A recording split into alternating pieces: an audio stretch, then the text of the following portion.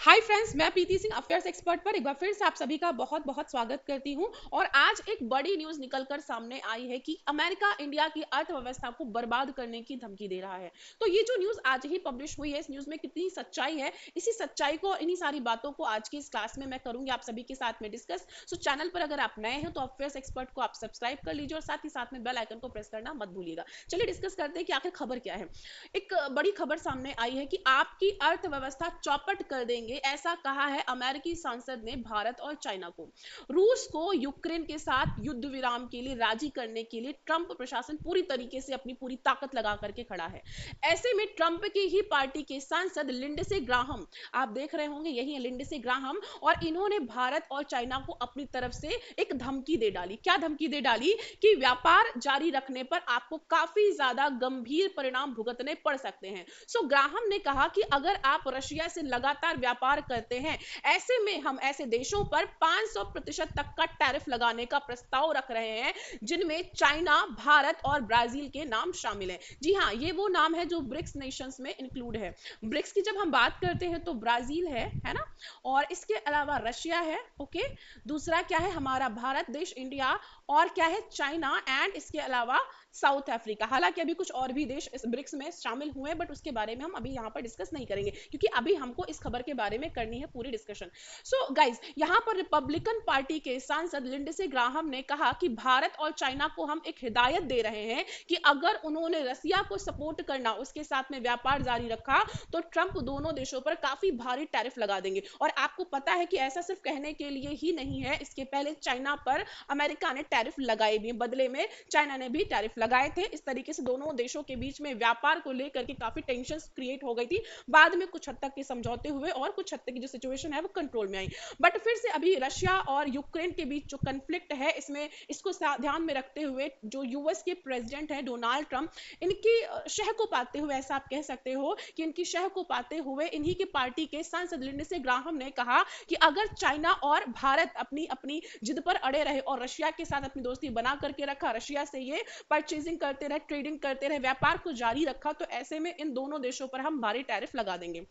और जब टैरिफ लगाने की बात आई तो 500% तक का टैरिफ लगाने का भी प्रस्ताव रखा गया। अब हुआ क्या कि ग्राहम ने कहा कि अगर रशिया से आपने अपना व्यापार कंटिन्यू रखा, तो आप जो भी ऐसे देश होंगे उन पर हम 500% का टैरिफ लगाने का प्रस्ताव पेश कर चुके हैं, और इस लिस्ट में चाइना और भारत का भी नाम शामिल है। अब ग्राहम ने यह धमकी दी है कि अगर इन दोनों देशों ने रूस के साथ में सामान खरीदना बंद नहीं किया, तो डेफिनेटली इससे इनकी अर्थव्यवस्था बर्बाद हो जाएगी। आप समझ रहे होंगे कि अगर टैरिफ टैरिफ का मतलब यहाँ पर टैक्स से है। सो अगर टैक्स, अभी मान लीजिए किसी पर्टिकुलर किसी भी प्रोडक्ट के लिए अगर आपको 5% टैक्स पे करना पड़ रहा है, अचानक से वो 20% हो जाए, अचानक से वो 30% हो जाए, और ऐसा हो जाए कि 500% हो जाए, तो मतलब हमारी खरीद जब हमको इतनी महंगी पड़ेगी किसी भी प्रोडक्ट की, तो हम उसको सेल कैसे करेंगे? हम क्या वाकई उसको कंज्यूम कर पाएंगे? और आप सोचो, अगर कोई ऐसा प्रोडक्ट है जिस पर अगर इंडिया मान लीजिए कुछ भी ऐसा यूएस के साथ में परचेजिंग करता है या वहां पर कुछ सेल करता है, और ऐसे अगर वहां पर टैक्सेशन को लगाया जाएगा, तो बट ऑब्वियस है कि ट्रेडिंग इससे बहुत ज्यादा एफर्ट, मतलब कह सकते हो बहुत बुरे इंपैक्ट पड़ जाएंगे। तो ये सारी चीजें हैं, इस तरीके की धमकी दे डाली है अमेरिका ने। अब लिंडसे ग्राहम है कौन? देख रहे हो उनकी स्माइल। लिंडसे ग्राहम एक अमेरिकी रिपब्लिकन राजनेता है, और साथ ही साथ में ये एक लॉयर भी हैं, और ये दक्षिण कैरोलिना से बिलोंग करते हैं। एक अमेरिकी सीनेटर के रूप में अभी ये एक्टिव है। ग्राहम ने 2003 से इस पद को ज्वाइन किया था। अब ऐसा नहीं है कि सिर्फ ये धमकी भारत को अभी ग्राहम से ही मिली है, इसके पहले भी नाटो और ईयू ने भी कहीं ना कहीं कुछ ऐसी ही धमकी दी थी। देखो, चाइना और भारत की हम बात करते हैं, ब्राजील की अगर हम बात करते हैं, तो ये कुछ ऐसे देश हैं जो रशिया से तेल खरीदते हैं। और ट्रंप ने क्या कहा कि जल्द ही हम ऐसे देशों पर टैरिफ लगाने वाले हैं जो भी देश रशिया के साथ में ऐसे कोई व्यापार कर रहे हैं। क्यों?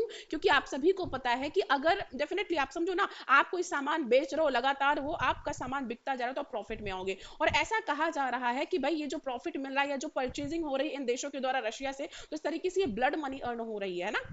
मतलब जाहिर सी बात है कि रशिया जब इस पैसे को अर्न कर रहा है, अपना तेल बेच रहा है इन देशों में, तो उस पैसे को अर्न करके वो क्या कर रहा है? यूक्रेन के अगेंस्ट में उस पैसे का यूटिलाइजेशन कर रहा है, और जिससे क्या है कि एज पर अमेरिका, अमेरिका ऐसा कह रहा है कि हम तो शांति दूत हैं, और ऐसे में क्या है, अमेरिका ये कह रहा है कि भाई रशिया जो है वो यूक्रेन को परेशान कर रहा है। अच्छा, रशिया का जो एक मुद्दा है, इस पर भी थोड़ा सा मैं आप आपका जो भी ध्यान है वो लेकर के जाऊंगी, बट फिलहाल इस न्यूज को ही हम कंटिन्यू करते हैं।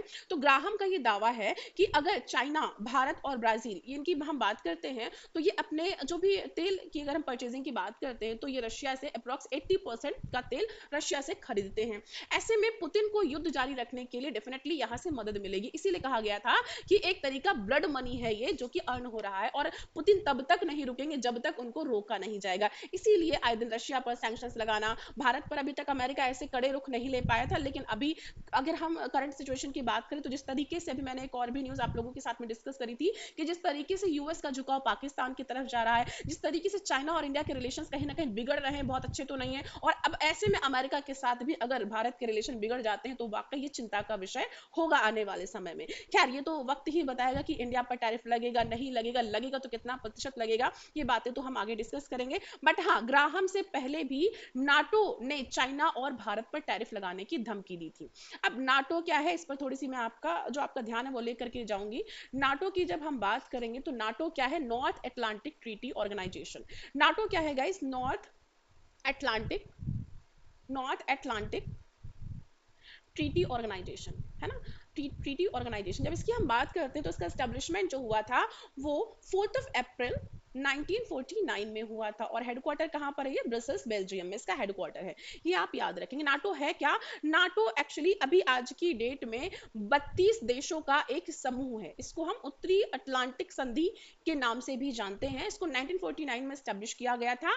और एस्टेब्लिशमेंट की जब हम बात करते हैं तो यूएसए, ओके, इसके अलावा कनाडा एंड और भी कई पश्चिमी यूरोपीय देश थे जिन्होंने मिल करके सोवियत संघ, जिसको हम यूएसएसआर भी बोलते हैं, इसके अगेंस्ट में इसको बनाया था। अब देखो सोवियत संघ की जब हम बात करते हैं तो सोवियत संघ को स्टैब्लिश किया गया था 1922 में, और ये 1991 तक कंटिन्यू था। बाद में क्या हुआ, बाद में चीजें बदली। जैसे अभी यूक्रेन कह रहा है कि हम नाटो को ज्वाइन करेंगे, हालांकि ये नाटो को ज्वाइन भी नहीं कर पाया था, उसके पहले ही रशिया ने इसको दर्द पहुंचा था, है ना। बाद में स्वीडन ने इसको हालांकि ज्वाइन भी कर लिया, तो स्वीडन का फिलहाल के लिए रशिया कुछ बिगाड़ नहीं पाया। बट हाँ, 1922 तक हम बात करते हैं, 1922 में ये एस्टेब्लिश हुआ था यूएसएसआर, और ये कंटिन्यू रहा 1991 तक। बाद में धीरे धीरे करके देशों ने अपनी अपनी बगावत करी वो, और यूएसएसआर टूट करके अभी रशिया बचा है। तो अब क्या है, नाटो ने कहा कि अगर आप नहीं मानते हो, रशिया से लगातार आप ट्रेडिंग करते हो, तो भारत को धमकी दी थी कि हम 32 देश मिलकर के आपके अगेंस्ट में एक्शंस लेंगे, टैरिफ लगाएंगे। तो इस तरीके की खबरें अभी चल रही, इन खबरों के बीच में जो भी अपडेशंस आते जा रहे हैं मैं आपके साथ में डिस्कस करते जा रही हूँ। और आज की इस बड़ी खबर पर मेरा जो लास्ट का कंक्लूजन है वो यही है कि डेफिनेटली इंडिया को अभी संभलना पड़ेगा। यूएसए है, चाइना है, इनके साथ अपने रिलेशन पर एक बार फिर से थोड़ा सा गौर करना पड़ेगा और एक सही डिसीजन के साथ जाना पड़ेगा, है ना। मतलब ऐसा नहीं कि किसी एक कंट्री के साथ हम बहुत ज्यादा दोस्ती रखें, बट ऐसा भी नहीं कि किसी दूसरे के साथ में हम दुश्मनी निभाते रहे, क्योंकि हमें तो वैसे भी एक मध्यस्थता का रास्ता लेकर के चलना है। हम ऑलवेज न्यूट्रल रहे और हमें न्यूट्रल ही चलना है। चलिए देखते हैं आने वाला क्या स्टेप होगा भारत को, तो समय ही बताएगा। बट आज की क्लास में, आज के सेशन में बस इतना ही। चैनल पर नए तो एक बार फिर से मैं कहूंगी कि सब्सक्राइब कर लीजिएगा और बेल आइकन को प्रेस करना मत भूलिएगा। हम मिलेंगे कल सुबह 9 बजे, तब तक के लिए bye bye, take care guys.